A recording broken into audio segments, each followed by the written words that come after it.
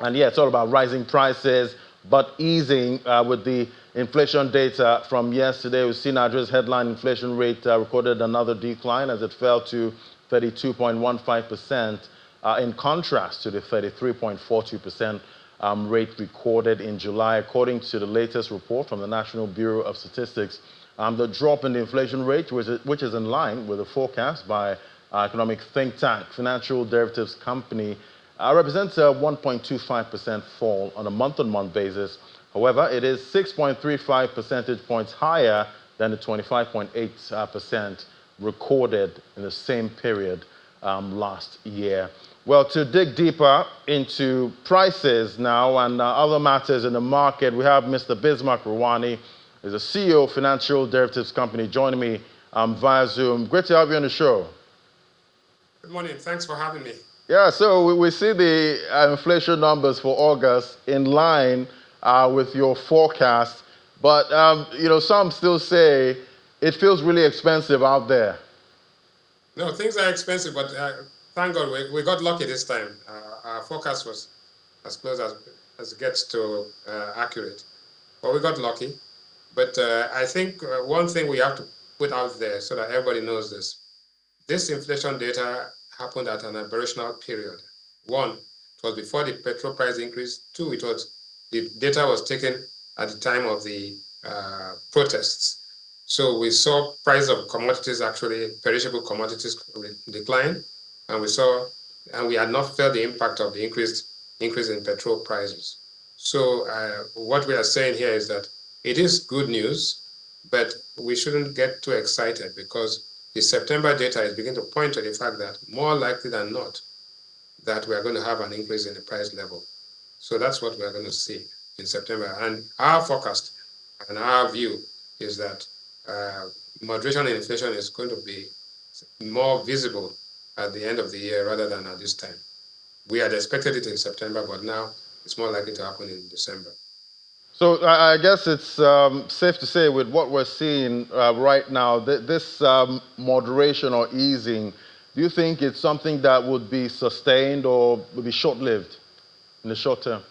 Yeah, it is short-lived because, and I've already explained that because it happened in between protests and petrol price increase. However, what we must note is that there's some good news in the fact to the extent that the imported commodities which will enjoy the duty waiver will start arriving by next week. So that, and then there's been a slight moderation in the exchange rate.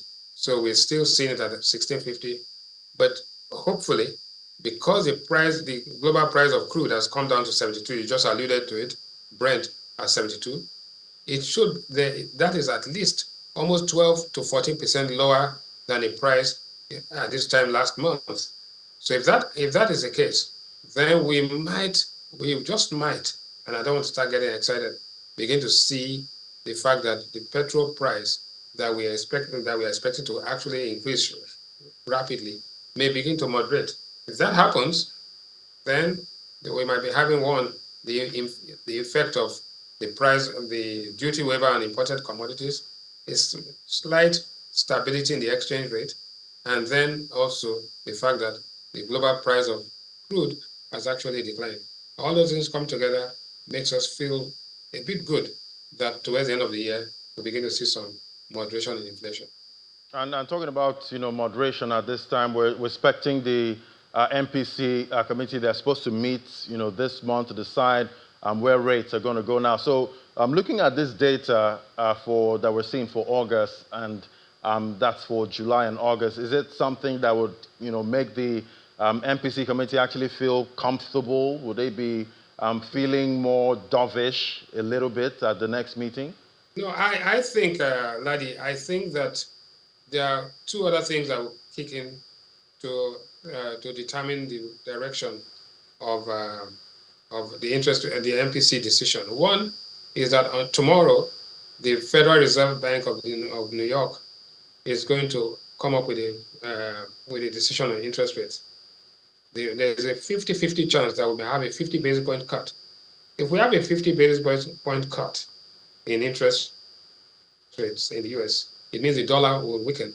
If the dollar weakens, that means the naira would appreciate relative to a basket of currencies, and commodity prices will be elevated. If that happens, then there's a likelihood that the Central Bank of Nigeria will maintain a status quo. All things point to maintaining of status quo. However, if the Federal Reserve actually does not go as aggressively as expected, then it's possible that the Central Bank of Nigeria begins to weigh its options as to what to do. But generally speaking, we think and we believe firmly that the Central Bank of Nigeria will maintain status quo and see part of its, to see out part of the effect of part of its policies it made and decisions it made 2 months ago. The next meeting after this will be in November, so it's not too far away. And I think that one, because of GDP growth that was positive, even based on base year effects, two, inflation, 2 consecutive months of inflation trending downwards, even though base year effects are coming. And the minimum wage effect has not been felt right now because it has not really been paid. So if that comes in, then the central bank, we are firmly of the view that the central bank will maintain status quo this time, and rightly so. Right, and talking about the U.S. Fed, everyone's expecting a cut for this meeting and maybe subsequent cuts going forward. And we've seen analysts talk about the jobs market in the U.S. They're wondering if these rate hikes in the U.S. maybe they've broken something in the economy. And I'm looking at Nigeria. I don't know if we actually take note of what's happening the jobs market right here with most of the rate hikes we've had in Nigeria. Do you think we've broken anything in the economy yet? No, I think that unemployment data in Nigeria has been questionable in some time. There's a change of methodology and change of base year in computing unemployment. So unemployment in Nigeria has become a data point that has become highly a flashpoint for political discourse. So I rather not talk about that. The point is that unemployment, underemployment, sectional unemployment, which is graduate unemployment, and all those things are actually a subject for discussion and controversy. So if you are talking about inflation, talking about GDP growth, talking about trade reports, those points of data are strong and we can hold on to them.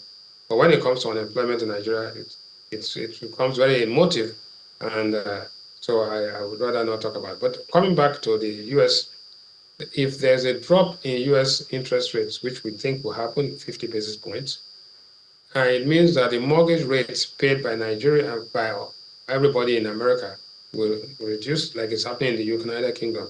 The effect of this is that our Nigerians in diaspora will have more money at hand because they are paying lower mortgage, having lower mortgage payments, and that will increase the amount of money coming in into Nigeria, dollars coming to Nigeria, and actually strengthen the naira. So even though it's an interest rate decision made for the U.S. market, and in the case of the United Kingdom, by the Bank of England, the effect of it is when you begin to have a lower interest rate environment, means that people pay less on their credit cards, pay less on their mortgages. That means they have more money to spend, and by implication, more money to remit back to their relatives in Nigeria. So that'd be great news for us if that happens. So I just wanted to put it out there. Then the big question, the big elephant in the room is what's the effect of the Dangote Refinery lifting PMS into the market? Right. I think, yeah. Yeah. Before we get into that, because that was going to be my next question, and it's all from yesterday. We've all been talking about what next. Now that we have the Dangote Refinery churning out PMS. But before we get into it, let's hear what some of our guests had to say about it yesterday.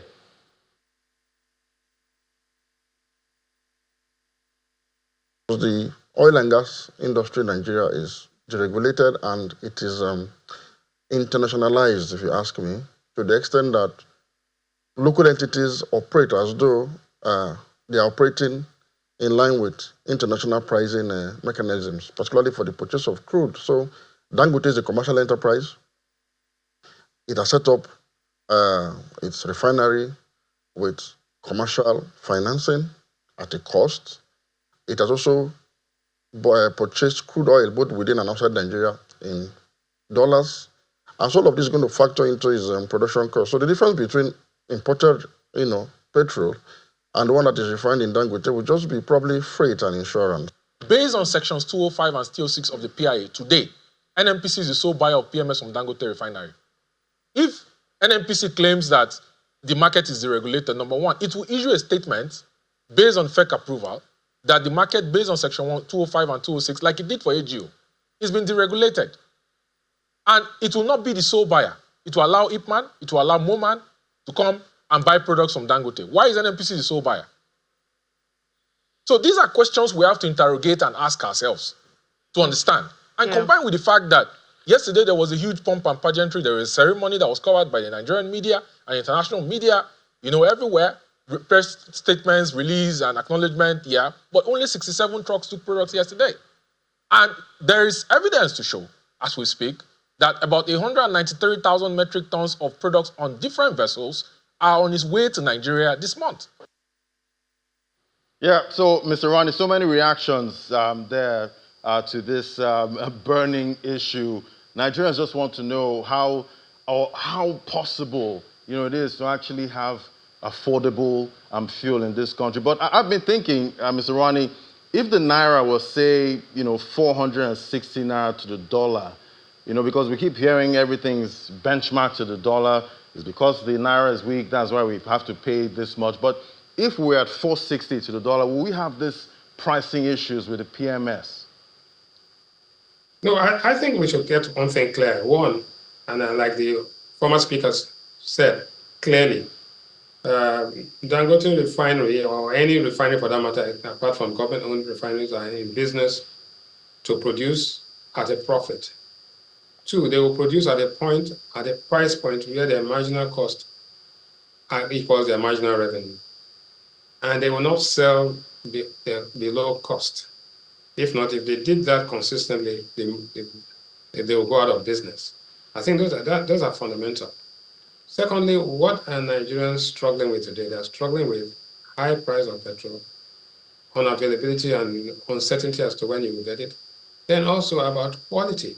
So if you take those three things put together, what Dangote Refinery is assuring the country is that one, we will assure you of quality, we will assure you of quantity, but that pricing is not necessarily in the hands of Dangote Refinery, but in the hands of the market. The market determines the price, so including the global crude price, a guaranteed margin, and the cost of processing. It's as simple as that. Nobody goes into business to sell below its cost price. If not, that is suicide. So Dangote would not have been where he is today if he was doing that. He would have gone out of business a long time ago in other endeavors. So I think we should rather than being carried away by false expectations. Yes, it's good to know that the petrol is being lifted. It is a milestone from our own refineries, which we had before, but now we have the largest single train refinery in the world. We have it as a result of the initiative of Alhaji Aliko Dangote to accomplish this feat. But now it's business time. It's time for us to price the commodity at the market and ensure that one, we sustain it, two, the quality is guaranteed, and three, the quantity is there for us. The downtime of Nigerians queuing up and the uncertainty that goes with all of this is actually destructive to value in the country. I think that we should celebrate the commissioning, but we should also use this as an opportunity to reflect on the pricing mechanism that will keep us in business. If not, it will go the same way as all the other sad stories we've had in the past. All right, so looking at products like PMS, it definitely has inelastic demand. Is it safe to leave such a product to the forces of demand and supply? Yes, I think that the story of PMS in Nigeria is that, one, how much do we consume? The story that we consume 68 million liters a day is not correct. I think it's more like half of that. The truth is that the PMS is also, the proxy for PMS is the price of diesel. The price of diesel today is 1,200 and it's deregulated and liberalized. There's competition there. So I don't fear that, but we should be looking at that as a benchmark to see whether fair price is there. But even if we are to sell petrol at lower than that price, maybe at 900, we should know that there's there's an amount of subsidy in there, which is being paid by the government through NNPC to ensure that what we have on headline inflation doesn't run away from us.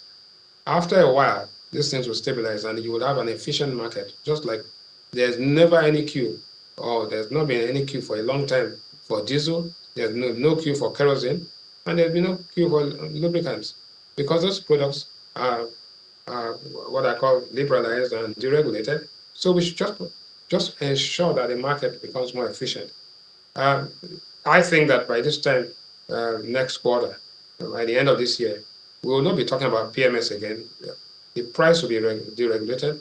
The price will be reflective of global price and cost of refining, and we will focus on how to build the infrastructure to reduce the cost of transportation of these things in distribution, i.e., the pipelines, the depots, and the efficient outlets, so that Nigerians and for that matter, for the whole of West Africa, will be paying the efficient price of petrol and taking advantage of this massive investment that Alhaji Aliko Dangote has made, and for the benefit of everybody across the West African region. Right. And talking about the benefit of everyone, we know the Platts benchmark prices that's widely used in this market, and everything spec to the dollar. We see even for gas, most of these gas is also sold in dollars. That's most of the contracts we see there. So looking at the minimum wage, 70,000 naira, and that would be able to get you about 70-something liters of fuel at this point. Is it time we benchmark minimum wage to the dollar?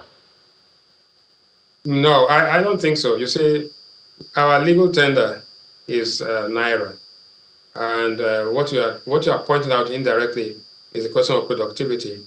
70,000 naira, whether it's dollarized or not, how much of output does the Nigerian worker produce at that time?